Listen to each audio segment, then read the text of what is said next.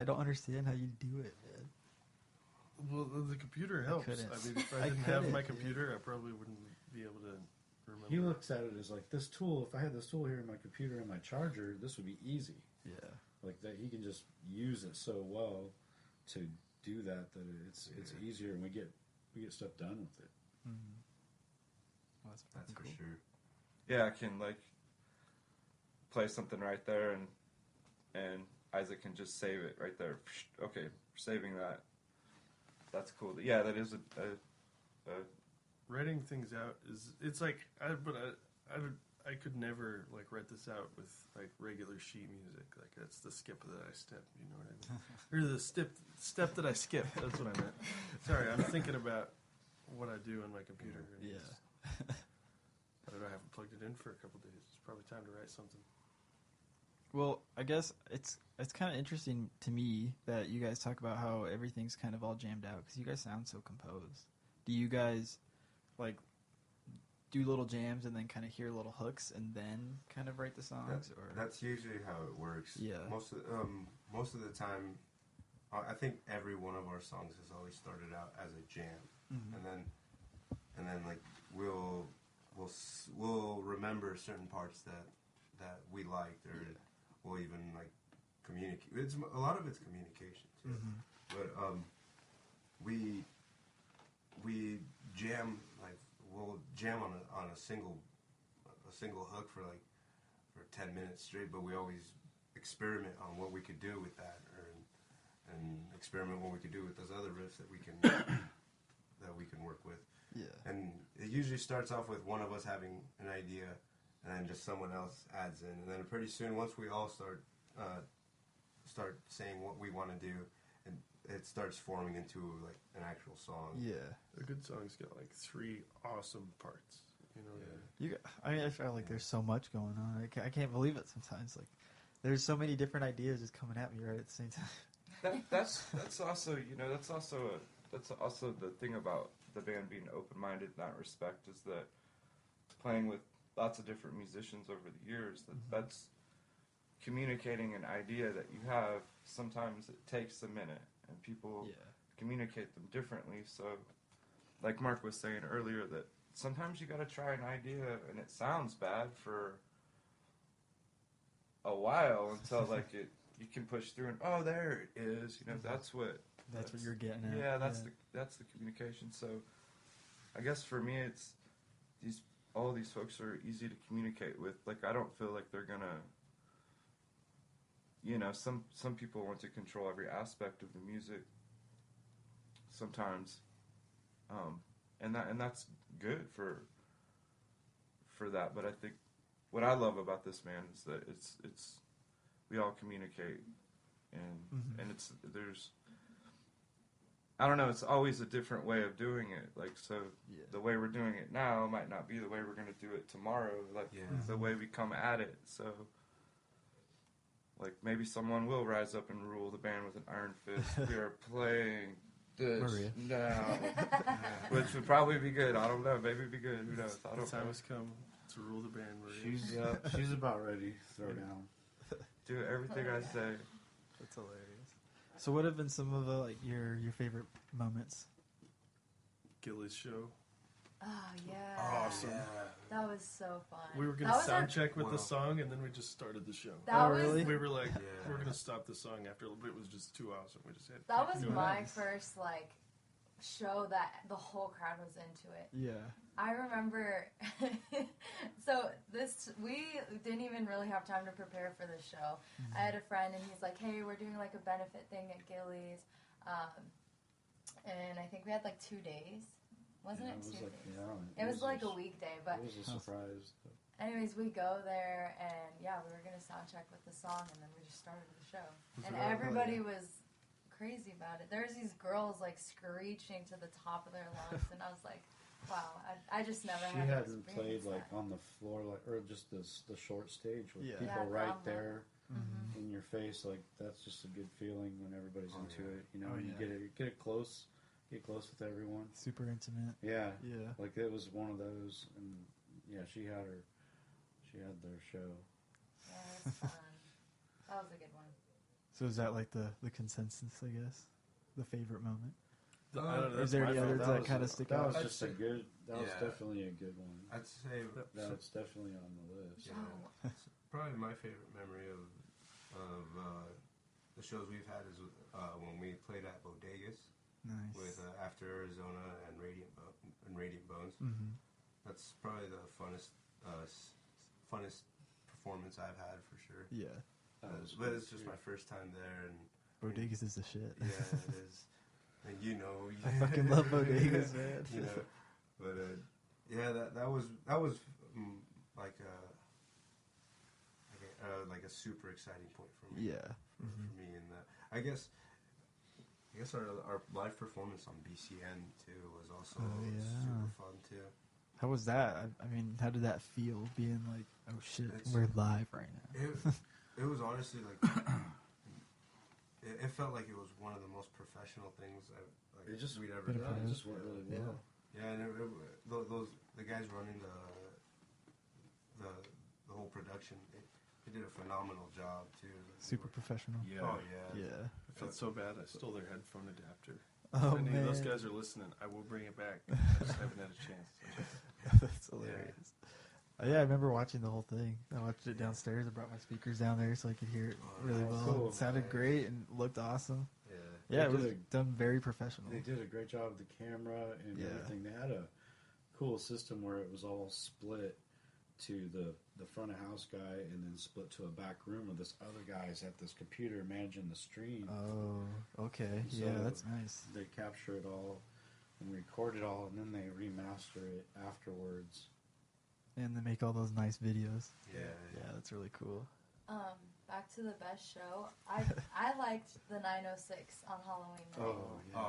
Oh my gosh, that's in Omaha, right? Yeah, so it's like this underground art studio, and we got invited to play there on Halloween night, and it was crazy. I don't even know how to explain it. That's for sure. It's like an art gallery. Yeah. Chris, you'd probably be good at explaining what it is.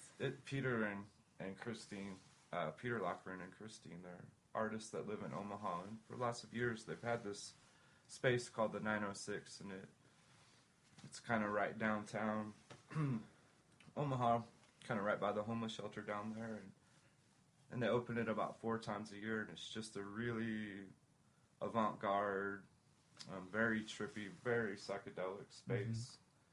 And with just so much eye candy, it's really one of the visually insane places in the state you could probably go to. Probably in the Midwest you could go to. Yeah. And anyway, they open it up and they have private parties, and it's not open every day. It's only open 4 times a year. And what? And yeah, and so they that's cool.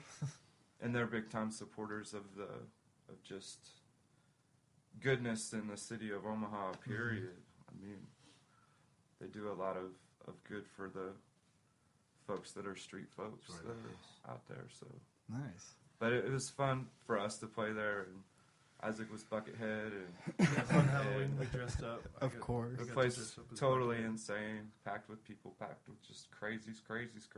Yeah. That's cool.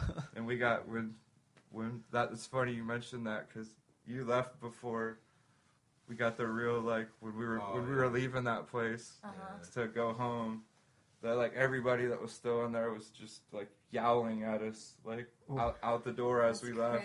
Yeah, they were like, wow. It was pretty fun, man. Giving us hoots on the way out. It was like a good send as we walked out. That's awesome. Yeah, it was like respect. That's so cool. We've played there twice, and the first time we walked in and we were early, and there was like meditation going on. Oh shit! Meditation. Crystal and meditation. Yeah. Nice. And then people started showing up after that. But Halloween, a lot of people came out, and I don't even know how to explain the place. Like, there's literally a table full of free food. It's like it looks like Thanksgiving. Like it's crazy, and everybody there is just super supportive, and they just are out to have a good time. Nice. And I don't know how to explain the actual place itself. Like, you don't know. I think it's like if you falling. don't know, like, you're not gonna know that it's going on. It's like falling down the rabbit somebody hole. told you about it. Yeah. There's not like you can't just go there. It's crazy. It's just like it's awesome. Who do you know? You know Peter. It's like leave. monsters. Get the fuck out of here. Yeah. They have welded together car parts and like really super painted up hearse. They got dudes at that gate in too. the back. Like they'll ask you questions. There's a Cadillac with bottle caps on every square inch of it. What? Yeah. Wow. It's nuts, dude. The ambulance to the future was there. How long have you guys been? It'll probably be 2 years in August. Dang. And you said that place is only open 4 times a year, and you guys play there twice. That's so fucking cool. We got it. Yeah, it was like within a year, wasn't it? Yeah. That's awesome. September and October, Still. right? Yeah. I used to rent a part of the 906. Mhm. The 906 was a partner in a project that I did in Omaha, so that's how I know them. And so we sort of partnered, and we're able to have this access point of music and art for people that have no money, no place to live. So we could come in and make art, make music, and so that's how I kind of met them and stuff. But yeah. That's fucking rad. That's a pretty good check mark there. It's a cool spot. That was a good moment. Yeah, the Halloween BCN. Yeah. I bailed on Mikey's skateboard, dressed up as Buckethead in the middle of the street. It was What? hilarious. Well, they have this guy who they call the gatekeeper at the 906. His name is Conan. Okay. And he has a skateboard, and he's always skating around the whole place. So the second time we went there, I asked, "Hey, can I bring my skateboard in?" And they were like, "Yeah, as long as you're not disturbing anyone." Yeah. So I was like, "Fuck yeah!" And Isaac, I rode with Isaac to that show, and I had forgot my skateboard in his Durango, so he rode it back, being the good guy that he is. Took a bail as Buckethead. That's awesome. The bucket fell off, and I was like, "Oh my god!" That's so. I wish I could have seen that, dude. Just randomly, oh look, there's Buckethead skate. That would have been the best thing ever. It was pretty fun. Well, that's awesome. It was a fun Halloween experience, because someone probably saw it. If they did, I don't think anybody saw it. I hope somebody had, in retrospect. At the time, I was like, man, hope nobody saw that. And now I'm like, man, that would have been pretty funny. So what's the direction? What do you guys want to do with this band? I know you guys, like you said, Isaac, Mark, you guys are in other bands and everything. What is the goal for this? Well, we've been gigging a lot. Seems like we got shows all the time. Yeah. So that's part of it. Live music is fun. I feel like we're just taking it let's make a really good record with these songs we wrote. Mm-hmm. We have 12 songs. Yeah. We want to put out something good, something that you can hang your hat on to, that you can go out and play and show people. We're kind of in the middle of doing that right now. Recording, right? Yeah, that BCN thing was very helpful because it got our music out to a lot of people that haven't heard us live. Yeah. I mean, it's on YouTube. That's exactly what you're going to get if you go Yeah. to our show right now. Mm-hmm. And so that was really good representation. But I feel like getting a record, I'm just kind of thinking about a record. You guys are doing this yourself, right? Yep. Most of it? We're doing it. Isaac. And in Gibbon, we have a little bit of a recording setup over at Mark's place, and we've got something recorded on almost every song that we have, all of our originals, and some of them are very nearly to demo phase of completion, and then some of them are completely wrong. In retrospect, maybe the song should be a little faster now that we've recorded everything. Yeah. And spent 30 hours on this dumb song. Just do it digitally. Right? Speed it up. I hate recording so much. I hate recording. Yeah. It is not fun. Do you think it's just, the sense of oh shit, this is right here, like I got to do it perfect right now, or what do you think it is? It's just exhausting. Yeah. It's tedious. It's so exhausting. I give her crap, but I don't know how it is to be a singer under pressure like that. We're always in a hurry because we're like, we should be practicing for the Yeah. show. Maria, we gotta lay down this vocal part. Just go over there and do it. Chris makes it fun though. He'll like be like, Maria, get off. Like let me get on there and do We got some fun it. And he scat starts tracks. saying